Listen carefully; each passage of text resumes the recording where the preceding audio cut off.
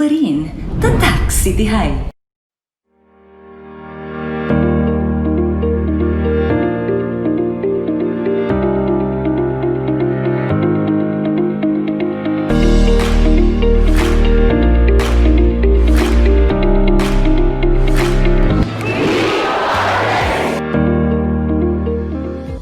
Good morning, Matlets! Welcome to Mathematics 10. Today, we're going to discuss about arithmetic sequence. So, at the end of the session, you must be able to recognize patterns through observations, define arithmetic sequence, and determine the next few terms of a sequence given the end term. So, are you ready? Let's start. Let's begin with a sequence.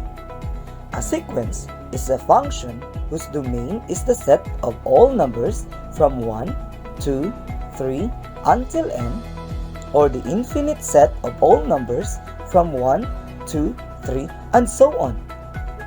Each element or object in the sequence is called term. Example, 5, 10, 15, 20, 25, 30. A sequence having last term is called finite sequence. Example, 5, 10, 15, 20, 25, 30. The last term is 30. A sequence with no definite last term is called infinite sequence. Example, 5, 10, 15, 20, 25, 30, and so on. These three dots denote infinity. Can you differentiate the two sequences? How do we generate a sequence? We generate a sequence using a rule form or an end term. The rule tells us how to identify the next term in the sequence. Let's have an example. What is the next number in the sequence 4, 6, 8, 10? The first term, which is denoted by a sub 1 when the domain is 1, is 4. Note that the domain is denoted by small letter n. The second term, which is denoted by a sub 2 when the domain is 2, is 6. So the third term, or a sub 3 when the domain is 3, is 8. And so is the fourth term, or a sub 4 when the domain is 4, is 10. Now, what do you think is the fifth term? As you observe, the pattern of the sequence is adding 2 in each term. So by following the pattern, we can say that the fifth term is 12. The next few terms can be generated by using the mathematical equation a sub n is equal to 2n plus 2. This equation is the rule form or end term of the given sequence. By using this, we can identify the next few terms of the sequence. For example, what is the 99th term? The 99th term is 200. Example number 2. Given the rule form a sub n is equal to 2 times the quantity n plus 1. List the first 4 terms of the sequence. Since we are asking for the first 4 terms of the sequence, we can say that the domains are 1, 2, 3, and 4. Let's find first a sub 1. The domain is 1. So using substitution, substitute the value of your n in the equation. So we have a sub 1 equals 2 times the quantity 1 plus 1. By simplifying the equation, we can have a sub 1 equals 2 times the quantity 2. So our a sub 1 is equal to 4. Let's find now a sub 2. So the value of n is 2. Using substitution, we have a sub 2 is equal to 2 times the quantity 2 plus 1. Simplify, a sub 2 is equal to 2 times 3. So the a sub 2 is 6.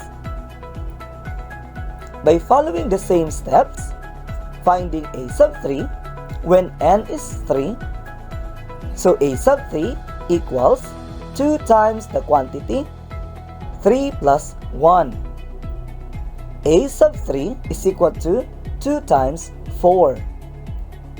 So a sub 3 is equal to 8.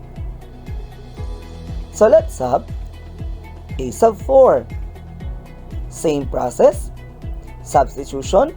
A sub 4 is equal to 2 times the quantity 4 plus 1.